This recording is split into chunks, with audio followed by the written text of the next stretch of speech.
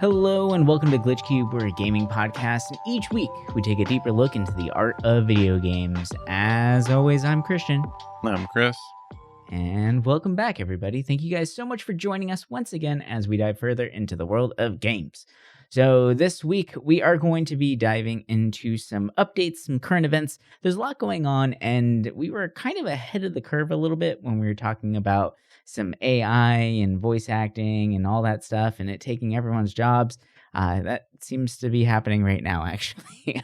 It just happened, yesterday it got actually announced that this is a thing, and it's kind of terrifying. So we're going to be talking more about that kind of stuff. There's some rumors out there that we've heard that we want to discuss with you guys, and then some updates on games that we're playing, things that we're watching, all that kind of good stuff. It's just nice, easy, simple show for everybody.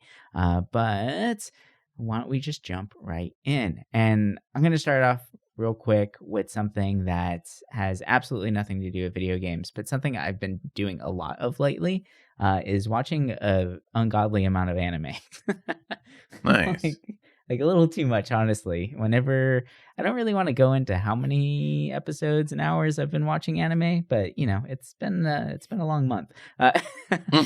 So right now I'm actually, I've watched quite a bit, actually. I watched the Zom 100 series, which is fantastic. I loved it. Rewatched Yu Yu Hakusho, which is, I forgot how much I really enjoyed that. And right now I'm going through Fairy Tail, which is a lot. It's very, fan servicey. Okay. But the show itself is interesting enough to keep me captivated, right? Like the fighting is actually really cool. The progression of the animation actually gets really interesting. At one point, about halfway through the series, I would say halfway-ish, maybe a little more than halfway, they actually got a new animation developer as well. So the animation completely changes, but it still looks good, and it actually looks more like what the manga had versus what the show was doing. And I don't know, it kind of reminds me of the same vibe of like One Piece kind of anime, but it is shonen, so you know that's kind of goes along with it. And it's the very typical, right? Like your main hero is a badass, and then he gets his ass kicked, and then he comes back even stronger because of the power of love and friendship, right? Like it's shonen, right? But the fights and the magic are actually very interesting, and it just gets more and more interesting as the show progresses, in my opinion. And one of the things I do like about it is that it doesn't just center around the one character, and it actually has like all of the characters, all of the guild members in Fairy Tail are very strong, and they have their own stories, and it's not always the main character that actually beats the main big bad guy. Sometimes, or a lot of the time, it's actually other characters that are within the guild, right? So everybody gets their time to shine, and everyone is just boosting each other up. So it's just like watching like your Dragon Ball Z, but there's 15 Gokus, right? So it makes it pretty cool. There are some like weird anime tropes in there, right? Like they disappeared for 7 years and then came back, and like it was kind of their way of mid-series nerfing the characters because they were starting to get too strong, right? And then now they make it where it's like, well, everyone else around them has trained for 7 years and they have missed 7 total years, right? Like, so it was an interesting way of doing it, but they kind of fixed it in like a single episode where it's like, oh, we're going to unlock everyone's hidden potential right now. And then they just did it like overnight. But, but you know, that's anime for you. But no, I really like it. It's one of the shows that I've been trying to watch for a while. And I never really like got into it. And then finally I was like, you know, I'm just going to sit through a few episodes. And then a few episodes turned into like 20 and then 50 and then 170-ish. Yeah. So like there's a lot of episodes to this. There's about 300 and something. So yeah, if you're looking for one to put on in the background, this is actually a great one for that. And then just kind of pay attention to fights and things like that. But I will say that despite all the fan service, they actually do a pretty good job of trying to make every character have a meaningful backstory and tie into all the other characters that are in the world with them. So that was actually very nice to see. So that was cool. I like it a lot, actually. There's a lot of like female power in that too. There's some really, really crazy strong women in there, which is great to see, right? It's not the typical like damsel in distress for everybody. Like they did a good job with the show. I feel like it's always, I see that fairy tale around. Like I always remember in the bookstore seeing it. I remember when that game came out and I was thinking like, is this really that big of an anime? And then, I don't know, I never checked it out, but I was always kind of curious about it. Yeah, it's weird. It's not. I wouldn't say it's like at the levels of like One Piece and Dragon Ball Z as far as like the shonens go, but it's up there. I would say it's definitely probably like number 3 shonen if you're gonna classify Dragon Ball Z, One Piece in there. So I'd say it's totally worth it. It's fun. It's entertaining. That's for sure. And it's definitely been keeping my attention for a few days now. So yeah, I've been highly kind of recommend. getting into anime too. I'm trying to remember if I talked about Pluto last time when we talked about anime on I don't here. think you did. So I watched that. That was like around, oh boy, when was that? I think that was maybe early December. I checked it out, and it was interesting. I checked it out because it was the guy who did Monster, which a lot of people hold very highly for anime. And I've started to watch it, but I get kind of freaked out by really long animes sometimes. And I know this isn't Yeah. that long. I think it's like maybe 60 episodes, but still, it's longer than your average, like what, 20? But Yeah. so I've been meaning to check that out. But for Pluto, it was okay. It had its moments, and I like the idea of where they were going with it, but basically, humans treating like robots as like less than, right? Because machines became killing machines, stuff like that, so they all have like these docile chips and stuff. It's a really interesting take on that subject. So it's like And the movie Artificial Intelligence, but the anime. pretty much, yeah. And there was this elite team that were like the strongest, right? And basically, this Pluto is kind of like the main enemy, that doesn't like them. So you can kind of get where it's going, and it does get kind of emotional at times, but it was okay. I would The say like animation looks nice, so at least there's that. yeah, the animation is really good, and the certain story elements are really cool. But for me, I'm like, with so many other animes out there, it's like, should I have just watched something else halfway through? Probably, but it wasn't bad. I could see people out there really liking it, but I don't know. I'm glad I finished it. I'm pretty sure they'll probably make more of it, though they shouldn't. And yes, that was okay. And then Oh, it's based off of Astro Boy. That's why. Okay, that's cool. that kind of makes sense then, because I can see that now. Yeah, I saw the boy flying around. I'm like, wait, what? Like that? Oh, it's Astro Boy. Okay, that makes sense. But his name's Adam. Yeah, I might have to watch that. Something else. So yeah, and it's short. I think it was only about 8 episodes, maybe 10. oh, that's nothing. Yeah. So it's pretty short. But I've been trying to dig through older ones. Oh yeah, now I remember. Paranoia Agent was one that I watched. Yeah. That was really good. I can see why people like actually really like that one a lot. It was interesting because you really had no idea what's going on in that at all. But that's a high recommend. Oh, It's one hard that I think I know. I started watching one that I think you would really enjoy. Like from the first episode, I was like, oh, I could see Chris really liking this. It's called Boogie Pop Phantom. Have you heard of that? That sounds familiar. The audio design in this is insane. Like, it's so creepy, and listening to it with headphones, I had to like take one off for a minute because the way that they do it, I don't know. There's just something really interesting. I haven't heard it used that way, or I haven't seen any other animes that use audio the way that Boogie Pop does. But Huh. it's kind of like it's a horror anime, right? It's a little like on the creepier side. The art is it's almost like the artwork's on like going through like a filter, like a grainy filter.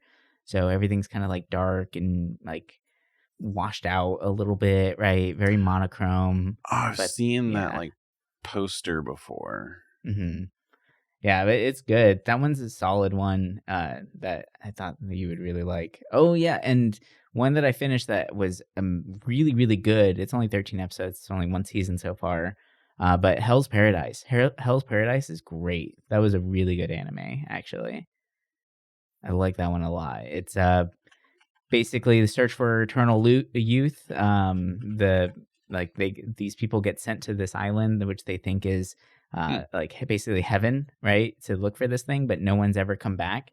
The only people who have come back were literally turned into flowers, basically.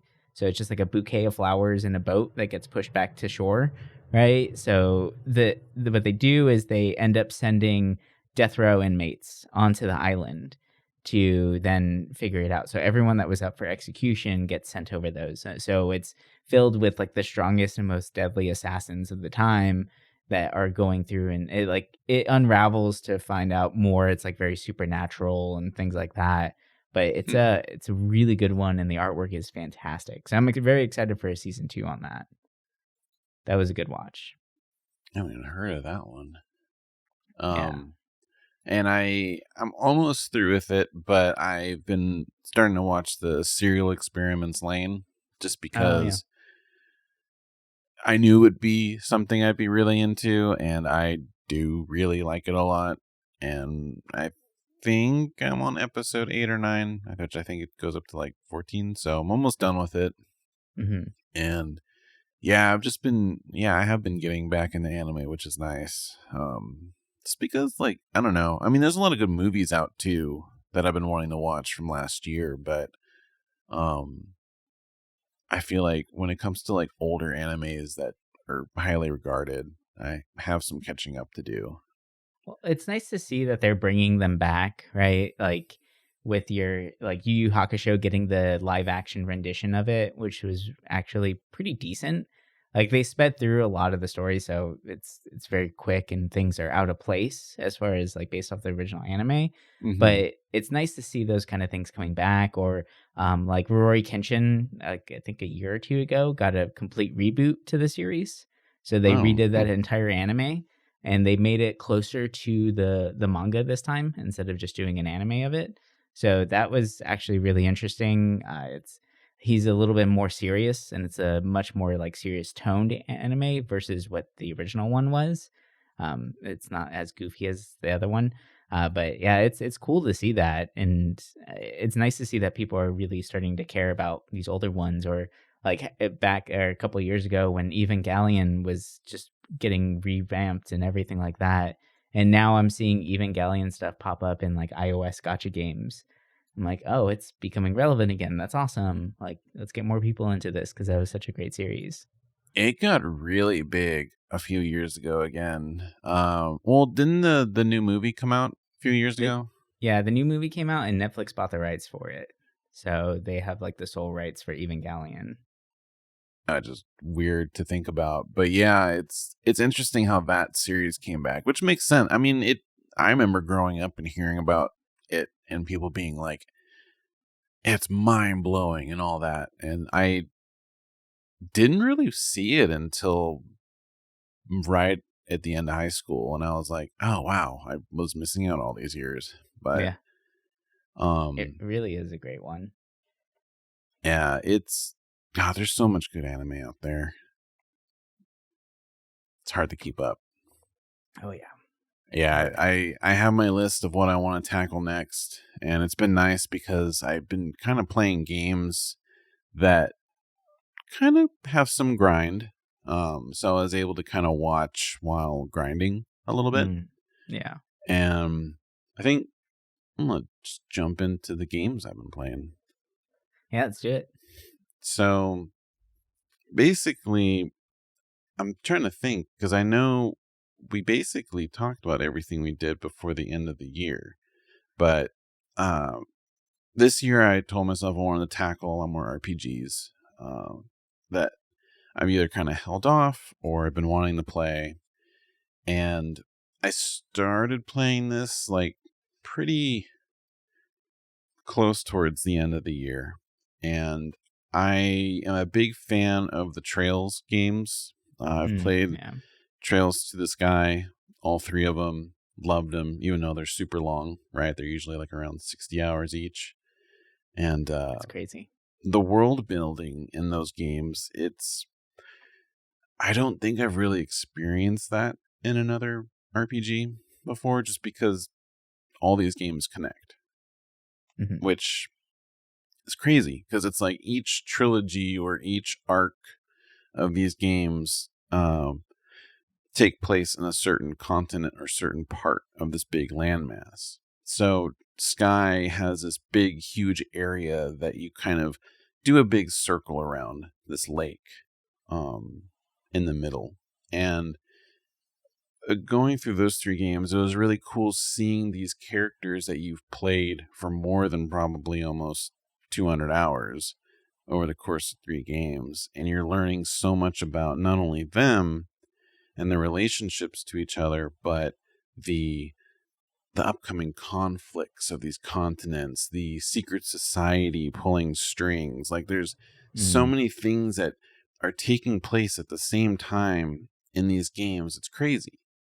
And I remember I was going to get started on the Cold Steel series because for a while the arc that was in between it wasn't translated.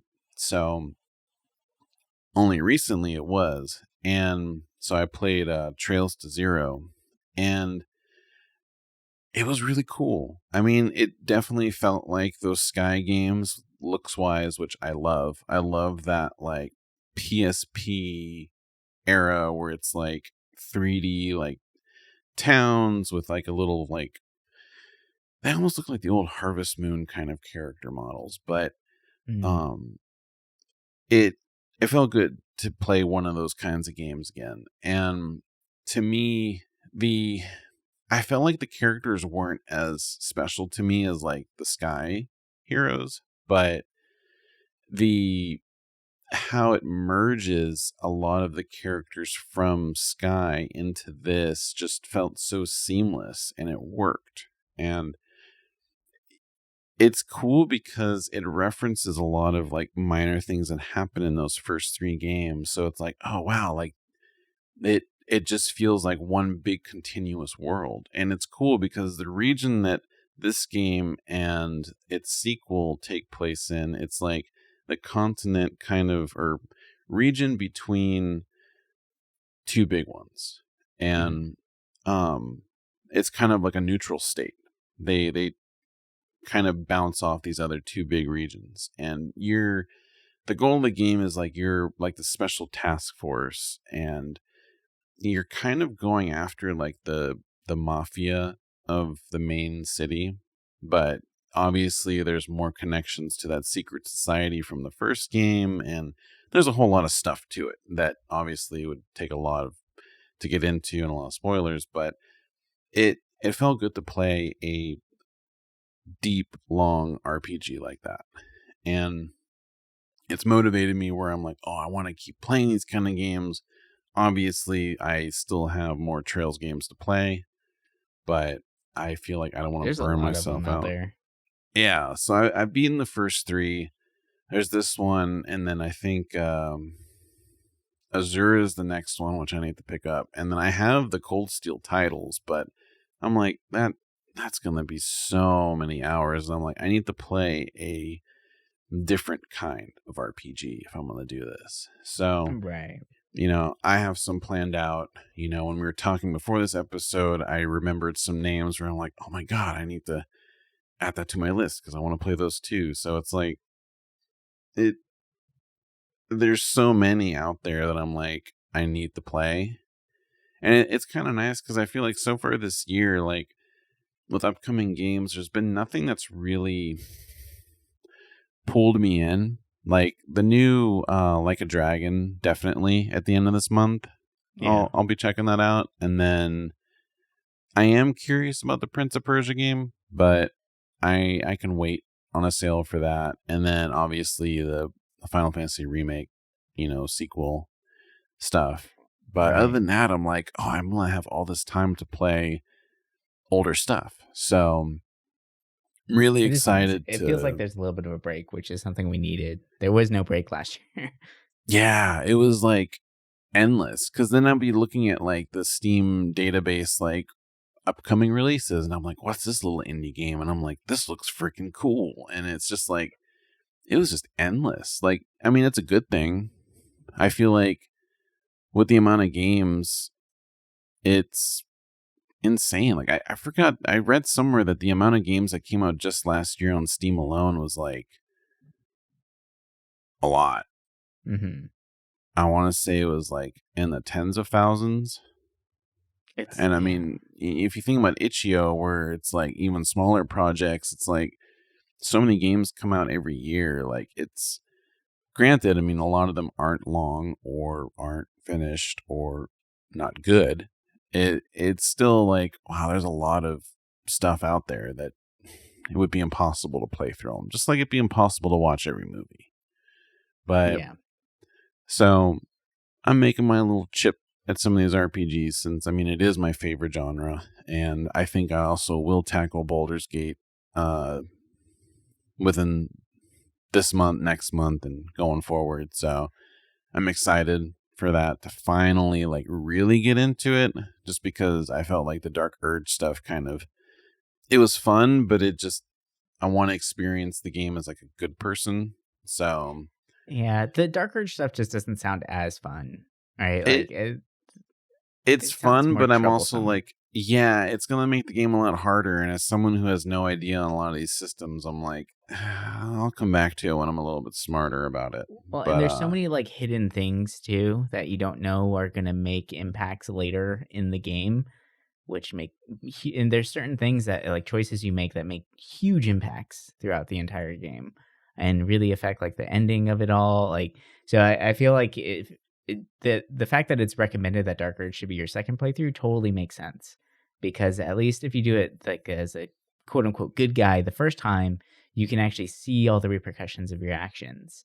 And you can still make bad choices that way too, which I know I made a bunch of them. But yeah, I would say probably that's definitely one to save for a second playthrough if you do a second one. yeah, so I'm excited for that.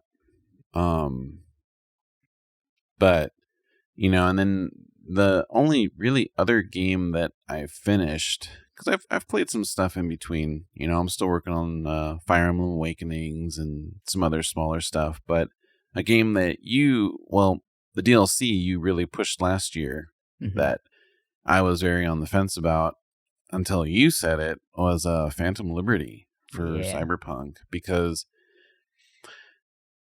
I really liked Cyberpunk when it first came out. I felt like I was one of the few people that liked it. And uh when the DLC came out, I mean, I booted up when the 2.0 update came out, and I liked what I played, but I was like, I don't know if I can get back into it, just because I had dropped like already like 60 hours before when I played it. Hmm. And then hearing you talk about the DLC, and I'm like, damn, like you just jumped right into it and really liked it. So Yeah. it has to be good like that. And I really liked it. It was funny because I got the DLC and then I was like, oh, what are all these little side quests that I missed when I first played? So I was like doing all these like gigs and missions and getting like the best blade for my character, because I went like mostly blade. So I'm like doing jump dashes, and Nice. it it was so cool. I was like, dude, the combat for me was so nice, because I never play melee in these kind of Mm. games. Like Fallout games, I never do melee. So doing that in this game, I'm like, oh man, like I want to do this from now on in these kind of games. But the I forgot how amazing that little world is that you're in. Yeah. And I mean, obviously it's beautiful, but the the voice acting in that DLC just stands out so well. Like the characters just feel very real in ways that, I mean, the base game characters do feel real when they talk too, but there's something about the fleshed out voice acting in this that I feel like, Well, like Idris Elba killed it. He kills yeah. it in this one. And then I don't know who did Songbird, but dang, like that was such an amazing performance. Mm-hmm. And the And story like, is so impactful. To get the actual ending from it, it's so sad. It sucks. yeah, like for me, I made a save right before the big choice. Mm, And then I made a save because when you do that, right, there's two branching paths, and then on both of those, I guess there's two more branching paths to get different endings. yes. So I went with one route and made a save there too, so I was able to see basically all the endings down that path.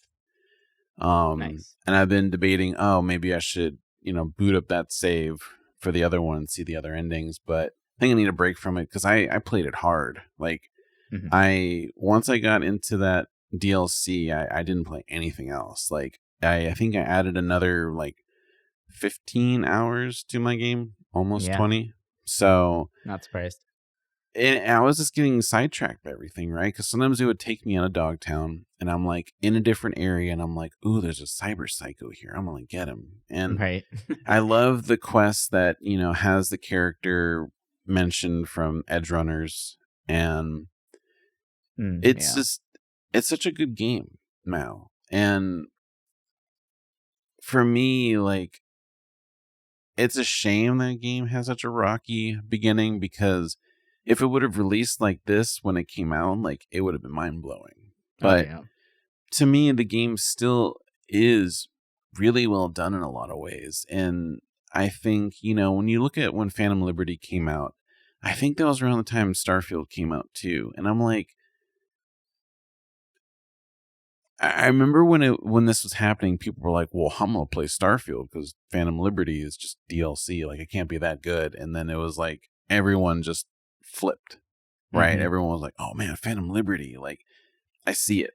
Like, it's so well done." And like you said, like the new ending it adds to the main game, it's insane. Like it's so like realistic in a lot of ways. And I'm trying to bounce around this without saying anything, but it's like the the emotional side to it. It's like you kind of knew something like this would happen, but like it it just so well done. And Mhm. it was able to tackle so many things at once with it that I think once I experienced that ending, I was like, oh man, like this game is really good. And I think that Yeah.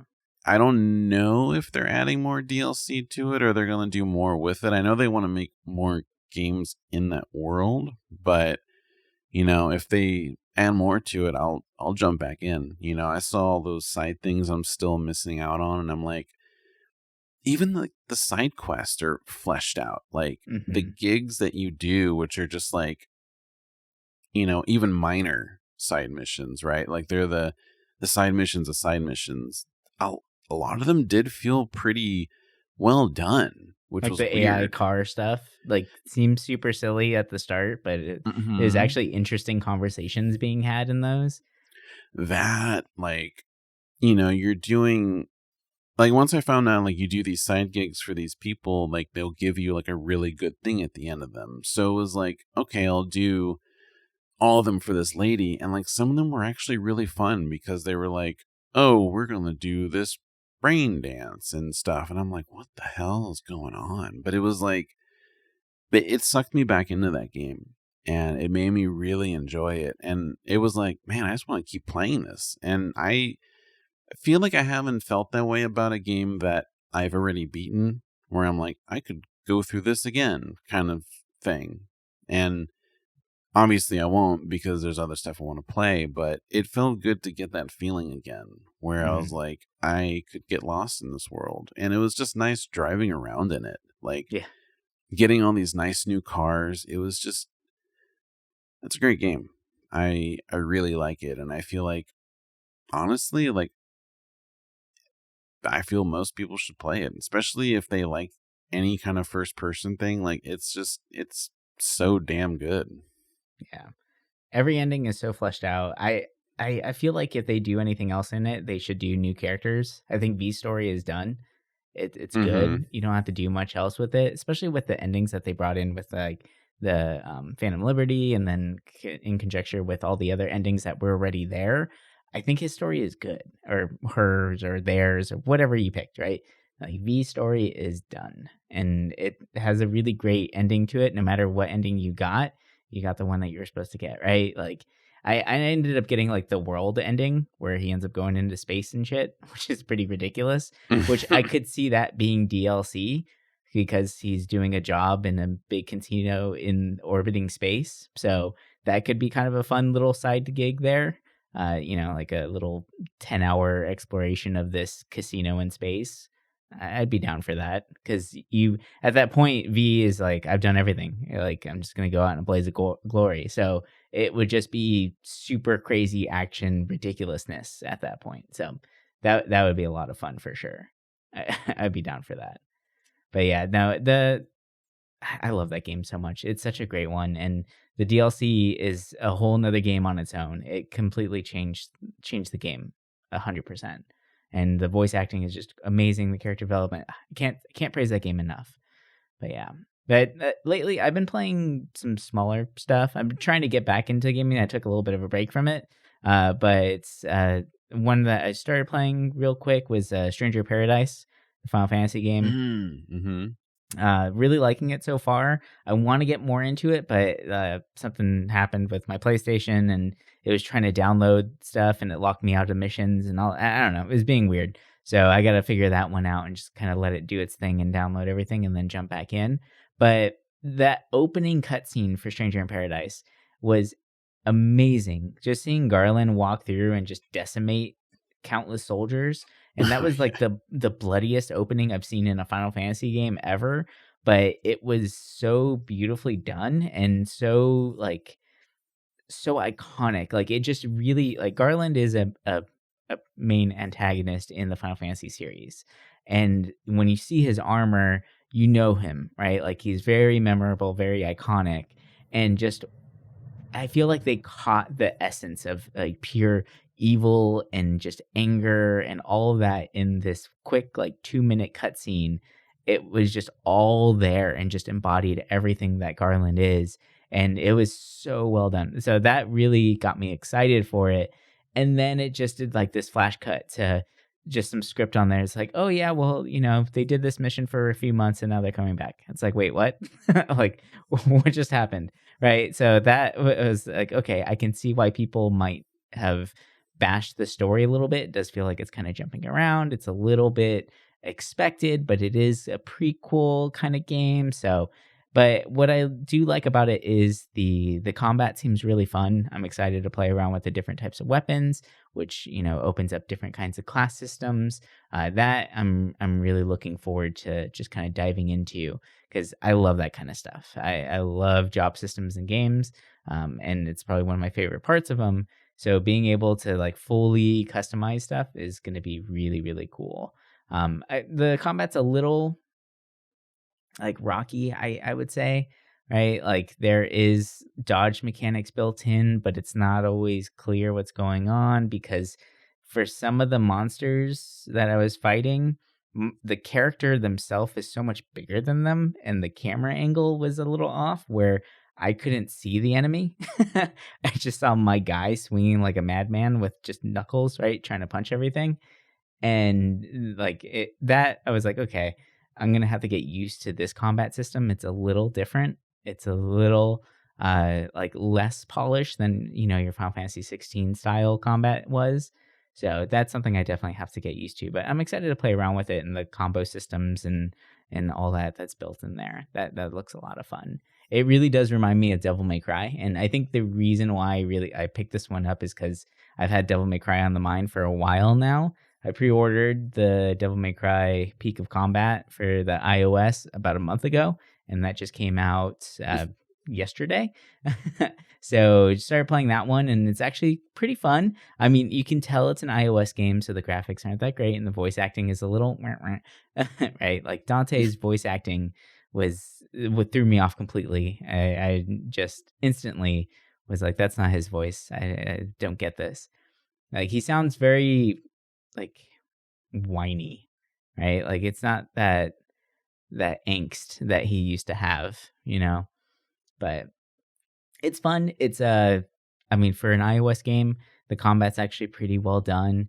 There is kind of like a rail system though when you go from point to point, so it's a little less involved there, which is kind of nice because for some people, they might be playing this, while commuting to work or in a 5-minute pastime. So in like 5 minutes, you can jump into quite a few little battles, level up your characters and all that. But the one mechanic that I really enjoyed with it, because of the style system and generating combos, like you can't really put a bunch of buttons on a screen. It's just going to overcrowd it, right? So you don't have as much as like, oh, let me do my heavy attack, light attack, my guns, my jump, right? Like there's a lot going on. So they kind of simplified that and added in the fact that you can jump between characters seamlessly. So mid combo as Dante, right? You can launch them up in the air, and when the enemy's in the air, you can switch to like Nero, and Nero jumps in there and it does like a quick little slow down time thing. And then you can set up your combo with Nero, and then you can jump over to, I can't remember the girl's name, but she's the one that has all the guns and artillery and everything, and start like shooting people that way or throwing bombs out. And you can jump back and forth between the three characters very quickly, which I really enjoyed. So that definitely makes it so that, I mean, the whole point of Devil May Cry is to get the combo meter up as high as possible, right? So that made it really fun. But I'm liking it so far. I'm liking what I'm seeing. It's, the graphics aren't the greatest. It's a little grainy sometimes, and I'm playing on a brand new iPhone, but it's still very fun. I can see that this is going to be great, and it made me re-download Devil May Cry 5 because I want to play through that again, and I really want to play through Devil May Cry 3 again. That one was one of my favorites. So those are classics. But I actually started thinking, like while I was playing it on the phone, I was like, why didn't they do a Devil May Cry like rhythm game here? Because like the whole point, but when you think about it, right, like the whole point is setting up combos, right? So you can have different time presses for that, and it's all about style points. So, and like the cutscenes that they have for these fights are very like choreographed, very exaggerated, over the top. So it would be fun. I think it would be fun to play through a pre-choreographed like cutscene that they've made and just do it like a rhythm style, right? Where the higher combo you get, the cooler the cutscene gets, and the more outrageous it does. If you do bad, then you're just kind of like punching the dude and you might trip or something, right? Like things like that would be really interesting to see. So I don't know. While I was playing, I was like, this would be kind of fun as a rhythm game on the phone because that's nice and simple. But yeah, no, I'm excited to play through more of it. It's a pretty cool little play. We'll see. Stranger of Paradise is actually really damn cool. It had been on my want to playlist for a very long time after it came out, just because like the trailers for it didn't do it justice, right? The whole chaos thing and the story was kind of, it doesn't look great, but I mean, what the hell, a add-on to the original Final Fantasy story with Garland, like how cool is that? And for me, I just always was like, well, it's a game that I want to wait till it's on sale or we get it free. And when it came to that PlayStation thing, I was like, oh yeah, I'll download it and try it out. And I really like it. I wish that you could switch between classes a little bit faster, other than just the two that you have equipped. I wish it was maybe more like Final Fantasy 16's combat in that regard, where it'd be a little bit easier to switch between like maybe 3 or 4 different classes. But I mean, I guess it makes sense, right? This is more of a gameplay style like Neo, maybe, nah, I wouldn't say a Souls, but it's definitely more like a Neo Devil May Cry kind of thing. Mm-hmm. And yeah, I've played I think like the first 3 missions of it, and I really like it a lot.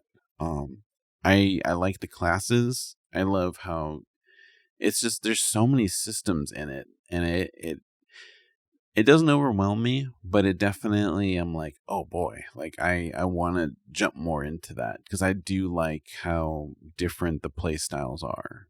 Mm-hmm. But yeah, that's definitely a game that I want to see through more of this year. Yeah. Play it around. I'm excited. I'm excited to play more of it. I think it. What really drove me to it is because it has those Devil May Cry vibes, and I could see it in there. And just being able to see Garland in full 3D badass mode is enough for me. Like I'm really excited for that. So, how about we jump into some gaming news real quick? Because there's some big things that are going on in this world of video games. Last week, we discussed how Square Enix was very open with the idea of using AI more aggressively in their game development cycles. So, now, actually, very recently, on I believe the 9th of January, so a couple days ago, not that long ago, uh, SAG, remember SAG, right? The actors union and how much they were fighting for actors to get their rights and everything like that. Well, they just made a deal and they partnered with Replica Studios to license AI voices for voice acting. So SAG, which is the Actors Guild, and they represent voice actors and mocap performers in the game industry as well. They have made an agreement to say that voice acting is or AI voice acting is okay with us. We like this. And from a quote from the SAG president, who happens to be Fran Drescher. I didn't know that. Really? So, yeah. So Drescher. Was it the nanny? Right, that was the show. Mm-hmm. She is the SAG-AFTRA president. She was quoted saying, "We are so happy to partner with Replica Studios because this is a great example of AI being done right." So, Hmm. without actually talking with some of the biggest industry talent in voice acting for video games or mocap performers, they went and made this deal and started partnering with Replica Games to do this. So there's obviously a pretty big uproar about this with the voice acting community. The fact that actors got such well representation from SAG and now voice actors are being, brushed under the rug, it sucks. Like they were a part of this. They were a part of. They probably even fought and went on strike during the actor strike, right? And were unified with their buddies. And now to just kind of get shooed away after the fact, and this wasn't even that long ago, that sucks, right? Like it really does feel like they're, getting like shooed away or told that they're less significant. And the fact that none of the high top talent was actually consulted on this decision is a shame. So there was no conversations being had before these deals were being made. And that's pretty upsetting. And I can understand why they're pretty mad about that. So the AI is here to stay, and we're going to see a lot more of it, especially in the voice acting field when it comes to game design. It's going to be coming out a lot more, I would anticipate, because this deal is pretty big. So, I mean, we'll see what happens and what actually comes from it, but it's a little upsetting, not going to lie. It's weird because it's like you think about the AI voice and like the finals and how terrible it sounds. Yeah. And in a lot of ways, like there's going to be backlash for a long time just because, I mean, you're taking away a whole job thing. And the emotion behind voice acting is just going to get lost with AI. Even if they can fine tune it and get it there, it's not going to be the same. And to me, in a lot of ways, AI in games is maybe beneficial in supplementing things, it shouldn't be where it's like used for a major part, right? Hmm. So, say your game was fully voice acted by AI, and it's like even your main character, or even that, like maybe if you have like NPCs that are, just your random like character living in a town, maybe I could see that, right? Because then that way every character kind of has a voice. But it's still just kind of weird because you know that they're gonna do that, right? They'll be like, oh, we'll just do the one-off characters that no one will talk to, and then they're like, wow, this worked out perfectly. Let's do it for the characters you do interact with, and Yeah. then I It's mean, gonna what's be a stopping slippery them from slope. there? Yeah.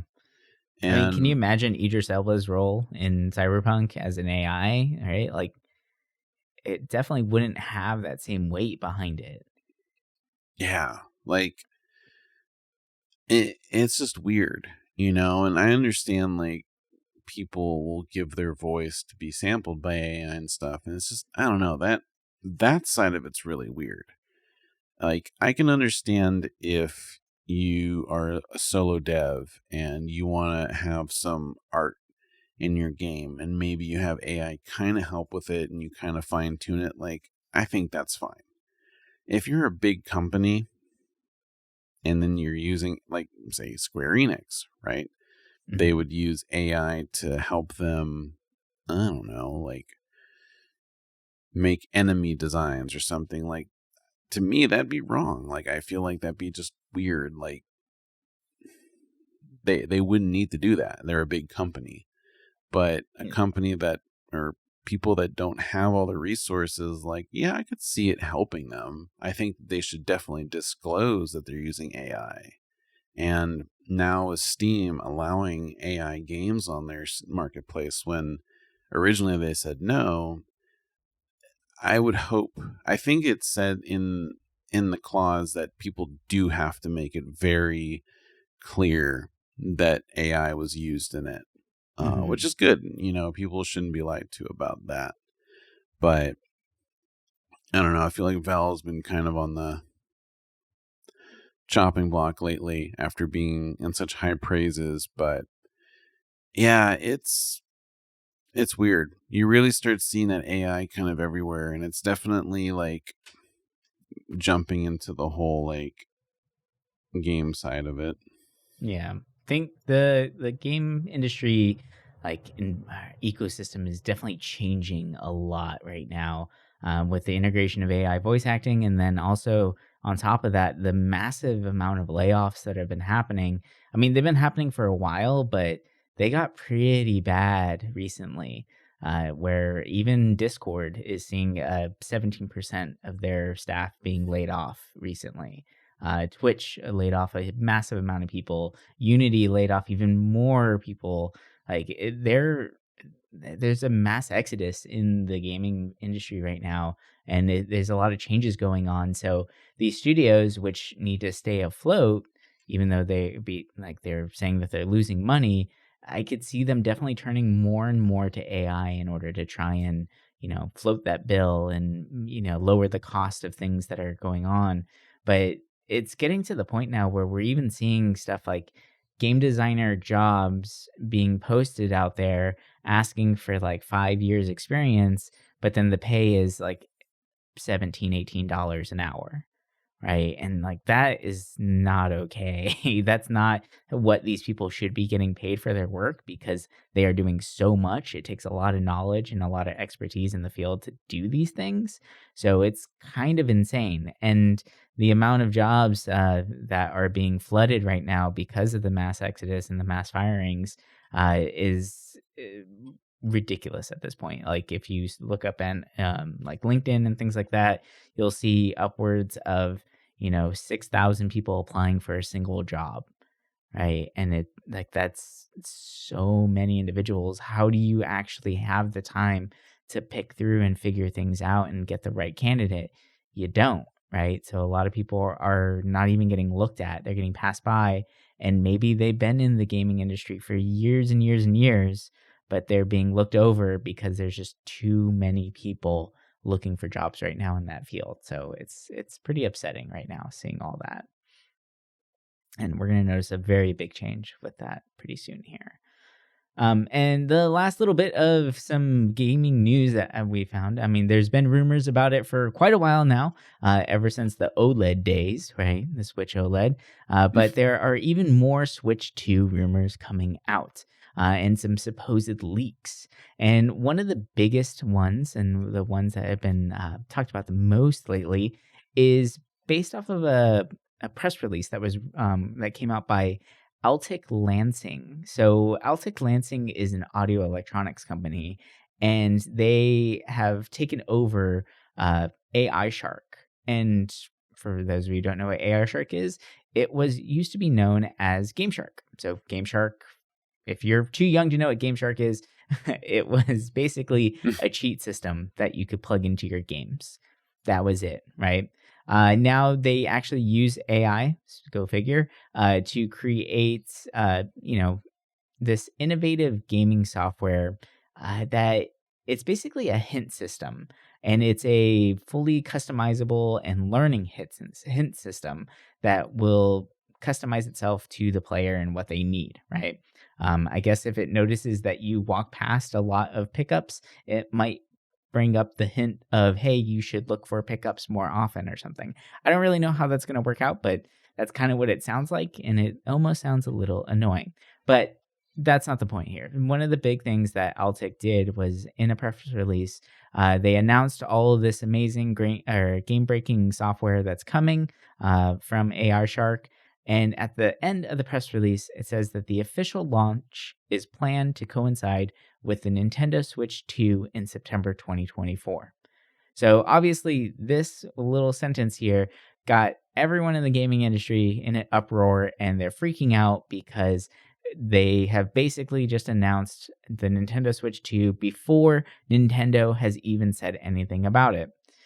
Now, after doing a little bit of research on this, I noticed that on another site that mentioned the Altic Lansing release, had the same exact paragraph describing what's going on, but it did not have that last sentence attached to it. So I don't know if it has been removed or if it never existed in the first place, and this is something that the media is just kind of blowing up right now.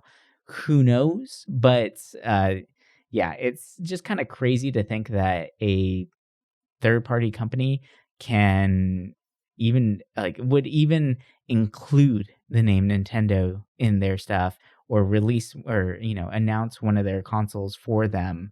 It doesn't really make any sense to me. So whoever wrote that press release is probably fired, right? Like they're no longer working there, because that's a really big deal, right? It's just kind of ridiculous, right? But the rumors are never going to stop, right? And actually, yesterday there was another rumor that got released by Kotaku that is saying that the Switch 2 should be coming right around the corner, because if you look at some of their big end games, they are now out of stock at most retailers. And I looked at this list and they said, oh, you can't even get them on Amazon. So I did my due diligence. I checked them out on Amazon, and you can still get them on Amazon. So there are a lot of clickbaity rumors going around. There's a lot of miscommunication getting spread. And whenever the Switch 2 comes out is whenever Nintendo decides to make it. And they will let us know with plenty of time in advance. It's not coming out in March. It's probably not going to, it might come out in September. Who knows? But they'll let us know. These rumors are getting kind of ridiculous and out of hand. Next, they're going to say something like lizard people came and told us what it was or when it's coming out, right? Like maybe they did. That could be possible. I mean, they do live among us, right? Maybe you are a lizard person. Don't tell anybody. I told you that in confidence. Damn it. I'm going to have to edit this out. Oh, man. But yeah. Crazy to think GameShark's still trying to exist. Right? I remember having mine on the original PlayStation, thinking it was so cool. The hint system is kind of interesting, though. I mean, I guess that is really all they can do, since cheat engines aren't really a thing anymore. Especially when you look at like how Capcom is adding DRM to a lot of their older games for some reason. And that prevents like modding and like cheat engines. So it's like in a lot of ways, running cheats is kind of, you can't really do it because of, especially on computers, just because of DRM built in with these companies, which is a bummer because, cheat codes used to be so fun back in the day. Well, and like games aren't being shipped with cheat codes anymore, really, right? Like, it's just not happening. And actually, cheat codes used to be a debugging tool that just didn't get deleted, which I thought was pretty funny. It's just a quick way of testing to see if things work. Like in GTA, if you need to get a car real quick, you just type that in. And we learned how to get tanks instantly and infinitely by using the cheat codes, right? So, but it was for QA testers to quickly get to areas or test things out and see how they work or test physics and things like that. So it's kind of funny that those were the original cheat codes. It was just something to play around in the game, and GameShark really capitalized on that. And now they're going from cheats and, the shady side of gaming to hints and helping people out, right? And tutorializing your games. So they're trying to stay relevant, and it seems like they're doing pretty well for themselves. So we'll see. And we'll see if that little press release has any weight, I guess, in September, if the Switch comes out or not. And we'll look back at this and be like, damn, they really messed up. So we'll see. All right. Well, I think that's going to do it for us this week. Thank you guys so much for joining in and listening. If you had fun, let us know. Join our Discord. We're chatting on there. Share your favorite animes, games, anything like that. Let us know what's going on. You can even give us ideas for the show, or and just chat with us directly. We're on there. We're active on Discord, so we would love to have conversations with you guys. So check it out. But yeah, anyway, and we will talk to you guys next week with some more games and all that good stuff. But until then, bye for now.